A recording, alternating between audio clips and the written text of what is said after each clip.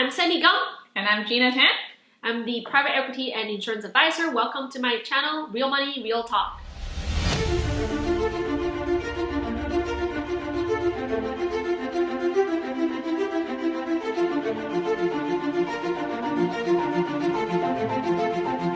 So today I'm going to talk about RSP. Is that time of the year. I had made a video almost a year ago about RSP, which is Registered Retirement Savings Plan. But you know what? I don't think everybody actually remembers that one. So I thought about, because it's that time of the year, so I'm making a new one to kind of summarize what RSP really is, and that help you to better decide, make an informed decision whether you should contribute RSP or how much you want to contribute to RSP. So what is RRSP for those who don't know? So what RRSP really means is RRSP is called Registered Retirement Saving Plan. So what it does is not to help you to, in terms of being tax-free per se, but it's help you to defer your tax to the future. So the benefits having that one, when a lot of people like to use RRSP as a vehicle, is because you can't actually reduce your income tax bracket to the lower ones by contributing some money into RSP. So for example, let's say if your taxable income is $80,000, and if you contribute $20,000 towards your RSP, then your taxable income will reduce to $60,000 in terms of instead of $80,000. So what are your thoughts on if I should be buying RRSP, or for people my age group, or people who are older? How should they plan for their RRSPs? Yeah, so whether you're a good fit for RRSP, this is definitely a huge topic. Whether you should buy, whether you should purchase, and not even to mention, especially right now during January and February, your financial advisor maybe call you if you wanted to contribute to RSP. You see banks out there putting lots of advertisement about RSP.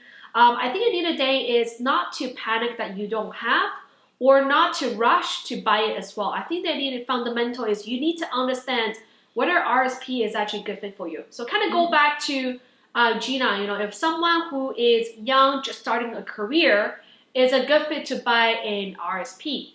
My question will be, throwing back to you, is you're going to have to ask yourself, do you think your income is going to be substantial higher in the next 5 or 10 years? If the answer is yes, then you're better off to save the contribution room a little bit later on, and then maximize a tax-free savings account first in your early career. So that, in that sense, when I do make a more higher income, I can use that contribution room to reduce my tax bracket in those higher income years, correct? Yeah, and the reason why is because, let's say if you contribute $5,000, right? $5,000 with an income of $50,000, you may only get X one amount back, right? But let's say if you contribute the same amount, which is $5,000, but when your income is at $80,000, you actually get more tax refund back. Right, but you contribute the same amount, which is $5,000, right? So it makes a lot more sense to maximize the contribution, not in terms of a dollar amount, but like to be really better used when your income is a lot higher. So another question that you may often get is, if I don't contribute to RSP this year, would I still be able to make a contribution next year? Does the room accumulate? Yeah, so RSP room accumulates. So if you never contribute before, or if you only contribute certain years and didn't contribute other years, these rooms actually get accumulate together. Okay, but one thing you do need to remember is once you have used the room, and if you take out the money, that room is permanently disappear. It does not regain back. Okay, so something to be a little bit more aware of that. I see. But that's only assuming if you're taking the money directly outside, like literally withdraw outside of the RSP container. And there is a maximum limit every year, am I correct? That's right. So you do need to check with the, I would say the CRA website to ensure that you are not over-contributing. First, you do need to know the total accumulation for your contribution room. Okay, Now, if you are already max out every single year, then you do need to know one thing is the maximum contribution in that year. Okay. So the 2020 contribution limit, you can contribute up to $27,230. So your contribution rate, it gets calculated based on the 18% of your income. But let's say if your income is $300,000 a year, right? That's going to be way more than a certain amount. So your maximum really doesn't matter how high your income is. Your maximum amount for that year is $27,230 specific for 2020. Now every year is going to be a little bit more different. The government does increase the room a little bit every single year. So you do want to double check to make sure that you're not over contributing it. Now there is a deadline to contribute to the RRSP. So what is that big deadline date for this year? Oh, it is very important for sure. You never want to wait for the last minute and will rush to get it. So pencil down the date for 2020. It's March the 1st, 2021. That will be the deadline for you to contribute RSP for the income tax 2020. Yeah. We do recommend that you start planning early, way before the deadline, because it will be very busy at your bank or any financial advisors. They are fully booked. Remember to make your appointments early if you want to discuss your plans with them or talk about how much you want to contribute to your RRSPs. So yeah. I guess that's why we're making this video early, right? Yeah. And that's also one of the reasons why we're talking about this in early January. Absolutely. Yeah, so, and the other question I get is, especially, it's kind of related to last year, what's happening for the stock market. Now, my channel is not really focused on stock market, but there's a lot of people asking me about stock markets. It really gets crazy, last year, especially with certain sector.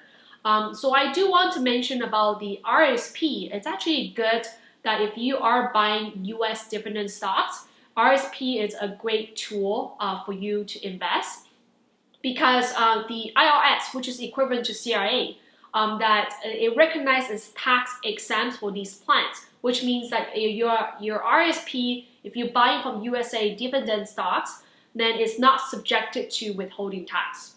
And that's one huge benefit for that. That's very important information to know.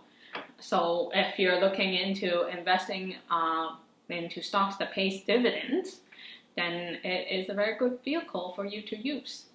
Yeah, and the other thing I personally found out, but this is just my personal experience, I think it is definitely very important for you to talk to your accountant, come up with some tax planning if you do invest a lot, if you have a lot of T5 slips or different slips for from the investments that you have. It's always a good idea to check with your accountant, have a proper financial planning and tax planning in place. But this is just for my personal experience. I kind of figure that if you do short-term buy and sell for stocks, RSP is actually a really good vehicle to utilize. Even though, what you hear about what other people are saying, RSP should for long-term investments, right? Yeah, that's what I hear all the time. You put it away and then you look at it when you're retirement. Yeah, no, for sure.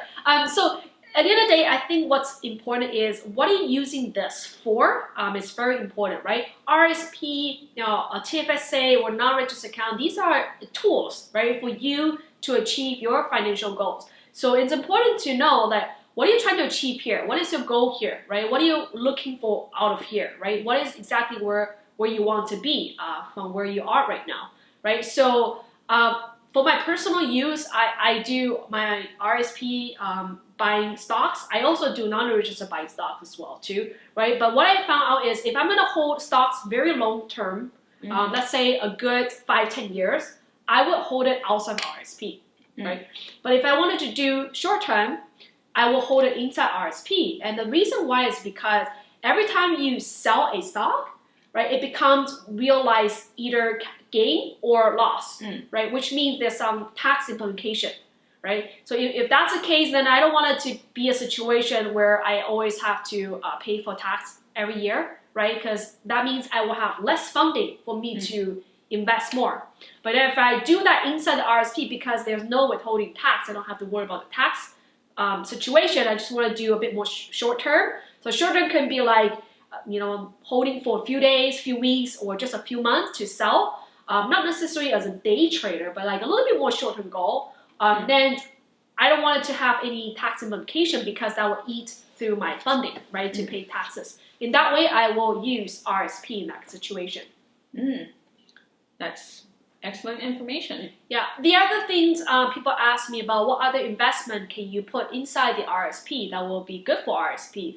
The other type of investment that will be great for RSP is any types that will generate investment income. So investment incomes are the interest that you earn personally for the profit that is 100% taxable. Capital gain, on the other hand, is only 50% taxable, right? So because of the nature of certain type of investment that leads you to investment income, for example, like REIT. If you don't know REIT, you can click my previous video, talk about real estate investment income fund, or the mortgage investment. Those ones generate income fund, right? They generate interest, so they're 100% taxable. In that case, because RSP, when you take out the money, it's 100% taxable anyway, so it won't matter. But in using RSP as a container to hold these investments, which means you're able to defer the tax, then paying those income tax from the investment income every single year. So, Sandy, can you tell me who is eligible for RRSPs? Is it for everyone? That is a good question. First of all, you do need to have an earned income in Canada with eligible SIN number as well. But most important is really to define what earned income really is. Now, if you're working for someone as an employee, then you can look at your T4 slips for the box of 14. That's your earned income. Now, if you're self-employed, for example, you could be doing business without necessarily need to have a registered company as a separate entity, right? You could be doing side business here and there and just declare as personal income. Self-employed income is also considered as earned income. CPP, QPP, the disability payment plan, the payments are also considered earned income. And also one last thing is the net rental income also will be contributed to as a part of like our RSP. Will count for RSP. Now, what is not included to count towards RSP to gain your contribution room is that the investment income, right? So any investment that you generate with the return, they are not considered. Pension income are not part of it. Retirement allowances, death benefits, so that's something to do with insurance. Taxable capital gains, and also limited partnership incomes. So these are not defined as earned income. So that's a lot of useful information. So I hope you guys have learned something new today and will be planning for your RRSP season. So let us know if you have any additional questions, comment below so then we can do another episode to answer your questions. And if you have any comments, please also feel free to leave them, and also like and subscribe our channel if you find all this information useful. We would be very appreciative of that. And see you next week.